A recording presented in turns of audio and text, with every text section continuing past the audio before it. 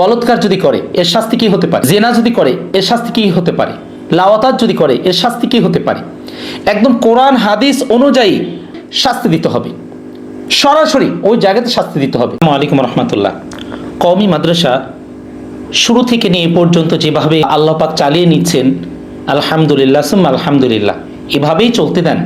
বাকি যেখানে যে যেভাবে দোষ করবে তাকে শাস্তি দেন, প্রয়োজনে এমন করেন যে আমি বিশেষ করে কওমি অঙ্গনের যে বোর্ডগুলো রয়েছে, যেমন তানজিমুল মাদারিসিল দিনিয়া বাংলাদেশ, বেফাকুল মাদারিসিল আরবিয়া বাংলাদেশ, এভাবে আরও যত বোর্ড রয়েছে, আপনারা একসঙ্গে বসেন। বসার পরে আপনারা একটা পরামর্শ করে একটা সিদ্ধান্ত নেন, এবং এই সিদ্ধান্তের উপরে প্রত্যেকটা মাদ্রাসার শিক্ষকরা যখন মাদ্রাসায় তারা জয়েন করবে বা চাকরিতে যখন ঢুকবে, তখন একটা ফর্মে তারা সই করবে যে একজন শিক্ষক যদি একজন ছাত্রকে যদি অনেক মারধর করে এর শাস্তিটা কি হবে, ওটা লিপিবদ্ধ করে ফেলেন। আপনি হাদিস কোরআন অনুযায়ী করেন, সাধারণ মানুষকে শাস্তি দেওয়া দরকার, আমাদেরকে শাস্তি দেন। আর আমাদের শাস্তি যখন দিবেন তখন সাধারণ মানুষ এমনি ভয় পেয়ে যাবে। এরপরে একজন শিক্ষক একটা ছাত্রকে যদি শরীরে হাত দেয় এর শাস্তি কি হতে পারে, বলৎকার যদি করে এর শাস্তি কি হতে পারে, জেনা যদি করে এর শাস্তি কি হতে পারে, লাওয়াতাত যদি করে এর শাস্তি কি হতে পারে। একদম কোরআন হাদিস অনুযায়ী আপনারা ফর্মটা তৈরি করেন, ইনশাআল্লাহ আমি সর্বপ্রথম সাইন করব। দেশে কোরআন হাদিসের শাসন বা শাস্তি শুরু হোক, আমাদের উলামা ইকরামদের মাধ্যমে আপনারা শুরু করেন, ইনশাআল্লাহ ভয় কিসের। আপনি এই একটা উদ্যোগ নিয়ে দেখেন, ইনশাআল্লাহ কওমি মাদ্রাসার প্রতি আরও সাধারণ মানুষের যে পরিমাণ আস্থা রয়েছে, পৃথিবীতে যত প্রতিষ্ঠান রয়েছে এর কওমি মাদ্রাসার প্রতি যে আস্থা রয়েছে এর 100 ভাগের 2 ভাগ বা 2% মানে আস্থা বা ভালোবাসা নেই অন্য প্রতিষ্ঠানগুলোতে, নিঃসন্দেহে।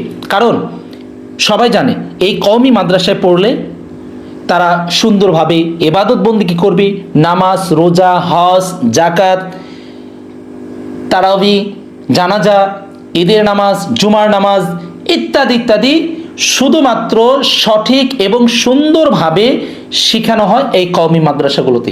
প্রত্যেকটা মানুষই জানে। আমাদের গ্রামেও একটা ভাষায় সাধারণ মানুষেরা বলে থাকেন যে সাদা কাপড়ে দাগ বেশি, অর্থাৎ সাদা কাপড়ে যদি একটা দাগ লেগে যায় ওইটা দূর থেকে অনেক ফোকাস করে, আর কালো কাপড়ে দাগ লাগলে তো দেখা যায় না। তো কালো কাপড়গুলো এই স্কুল, কলেজ, ইউনিভার্সিটি এগুলোই কালো কাপড়, আর সাদা কাপড় মাদ্রাসাগুলো। কেননা মাদ্রাসাতে, কওমি মাদ্রাসাতে, প্রত্যেকটা মাদ্রাসায় শিক্ষক ছাত্ররা একদম সেই তাহাজ্জুদের রক্তে ওঠে। তাহাজ্জুদের নামাজ থেকে নিয়ে শুরু করে তাহাজ্জুদ বলেন, ফজর বলেন, ইশরাক বলেন, আওবিন বলেন, চাশ বলেন, জোহর, আসর, মাগরিব, এশা, এবং এশার পরেও আরও নফল ইবাদতও এই কওমি মাদ্রাসার শিক্ষক ছাত্ররা করে থাকেন। তাহলে এখানে আল্লাহওয়ালা তৈরি হচ্ছে কওমি মাদ্রাসা থেকে, যত বড় বড় বুজুর্গ তৈরি হচ্ছে কওমি মাদ্রাসা থেকে, আদর্শবান সন্তান তৈরি হচ্ছে কওমি মাদ্রাসা থেকে। তাহলে এই জায়গাতে তো দুই চারটা সমস্যা হওয়ারই কথা। সমস্যা হবে ওই জায়গাতে শাস্তি দিতে হবে, সরাসরি ওই জায়গাতে শাস্তি দিতে হবে।